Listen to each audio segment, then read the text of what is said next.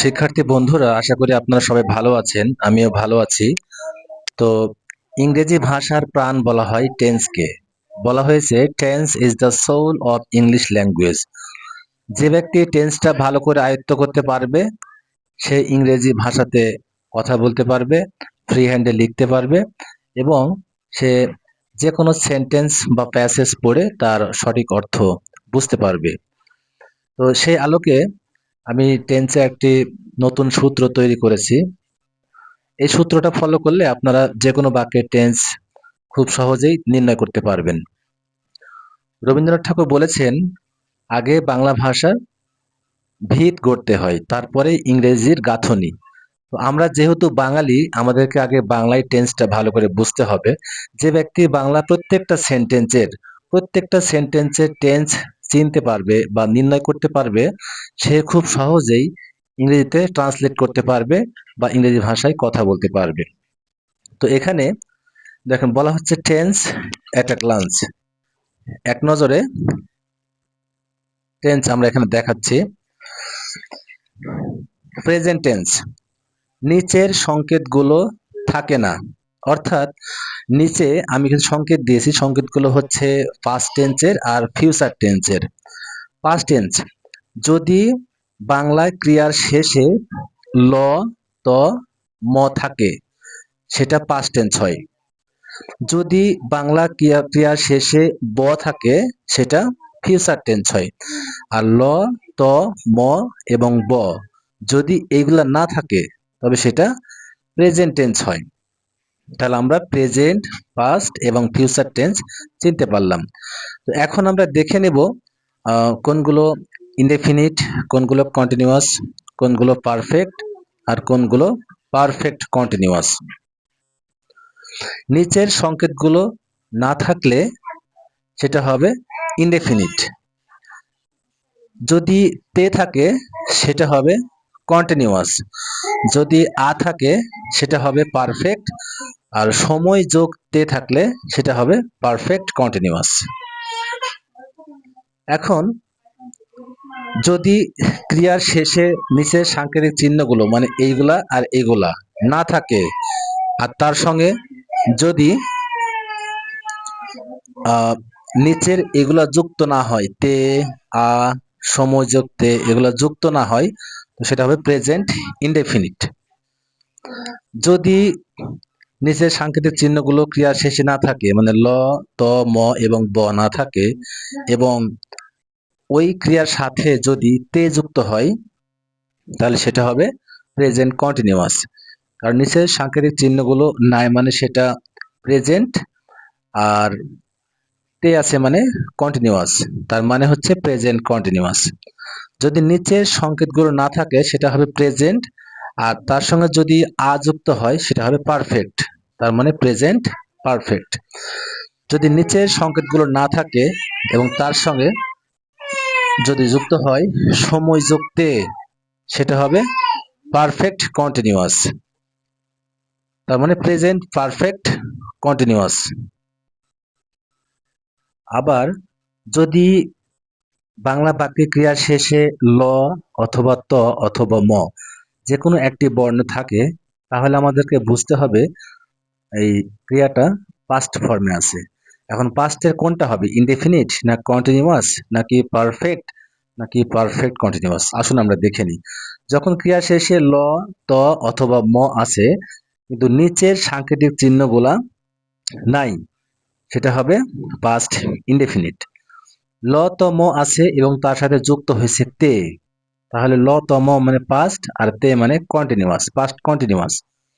ল, ত, ম আছে মানে পাস্ট আর আ আছে মানে পারফেক্ট, পাস্ট পারফেক্ট। ল, ত, ম আছে মানে পাস্ট আর সময় যোগ তে আছে মানে পারফেক্ট কন্টিনিউয়াস, তার মানে পাস্ট পারফেক্ট কন্টিনিউয়াস। আসুন এবার দেখে নিই ফিউচার টেন্সের সাংকেতিক চিহ্নগুলো। যদি একটি ক্রিয়ার শেষে ব থাকে বুঝে নেবেন সেটা ফিউচার টেন্সে আছে। এখন দেখতে হবে এটা কি ফিউচারের ইনডেফিনিট না কন্টিনিউয়াস নাকি পারফেক্ট নাকি পারফেক্ট কন্টিনিউয়াস। এজন্য আমরা এই পাঁচটা খেয়াল করব। যদি বয়ের সাথে নিচের সংকেতগুলো না থাকে, মানে তে, আ, সময় যোগ তে এগুলো না থাকে, শুধুমাত্র ব আছে, তখন বুঝতে হবে এটা ফিউচারের ইনডেফিনিট। যখন বয়ের সাথে তে যুক্ত হয়েছে, ব মানে ফিউচার, তে মানে কন্টিনিউয়াস, তখন সেটা হবে ফিউচার কন্টিনিউয়াস। যখন বয়ের সাথে অন্তস্থ অতে আকার আ যুক্ত হবে, তখন সেটা হবে ফিউচার পারফেক্ট। যখন বয়ের সাথে সময় যোগ তে যুক্ত হবে, তখন সেটা হবে ফিউচার পারফেক্ট কন্টিনিউয়াস। তাহলে আমরা দেখতে পাচ্ছি যে ইনডেফিনিট, কন্টিনিউয়াস, পারফেক্ট এবং পারফেক্ট কন্টিনিউয়াস সবগুলো একই, প্রেজেন্ট, পাস্ট এবং ফিউচার টেন্সে এগুলো একই আচরণ করে, একই সাংকেতিক চিহ্ন বহন করে, কিন্তু পার্থক্য হচ্ছে ক্রিয়ার শেষে ল, ত, ম থাকলে সেগুলো পাস্ট টেন্সের হবে, ব থাকলে ফিউচার টেন্সের হবে, আর এই ল, ত, ম আর ব এর নিচের সংকেতগুলো না থাকলে সেগুলো প্রেজেন্টের হবে। আশা করি বুঝতে পেরেছেন। আর বুঝতে না পারলে আপনারা কমেন্ট করবেন, আমি আবার ভিডিও তৈরি করব অথবা লাইভে এসে আপনাদেরকে বুঝিয়ে দিব। তো এখন আমরা দেখে নিব উদাহরণ। প্রথমে দেখছি প্রেজেন্ট টেন্সের উদাহরণ: present indefinite, present continuous, present perfect, present perfect continuous. Indefinite, আমি খাই, এখানে রস্বই আছে, এখানে ল ত ম নাই, ল ত ম থাকলে পাস্ট হতো, ব থাকলে ফিউচার হতো, যেহেতু এইগুলো নাই এটা হচ্ছে প্রেজেন্ট। আর এখানে তে নাই, এই যে তে, তে মানে কন্টিনিউয়াস, আ মানে পারফেক্ট, সময় যোগ তে মানে পারফেক্ট কন্টিনিউয়াস, এগুলো কিছুই নাই, প্রেজেন্ট ইনডেফিনিট।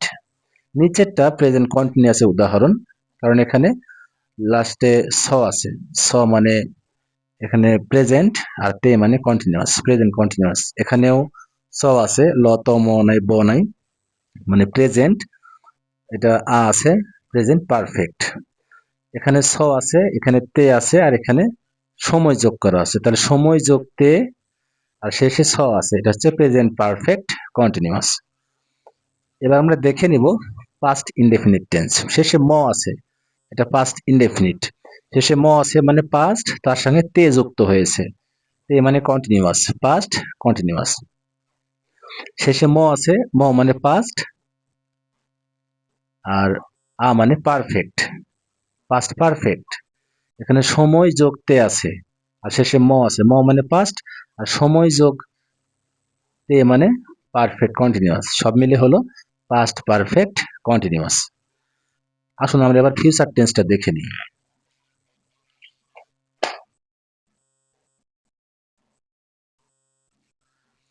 ফিউচার টেন্স, ক্রিয়ার শেষে ব আছে, এটাই ফিউচার টেন্সের সংকেত, সবসময় ক্রিয়ার শেষে ব থাকবেই, ব থাকলে সেটা ফিউচার টেন্স হবেই।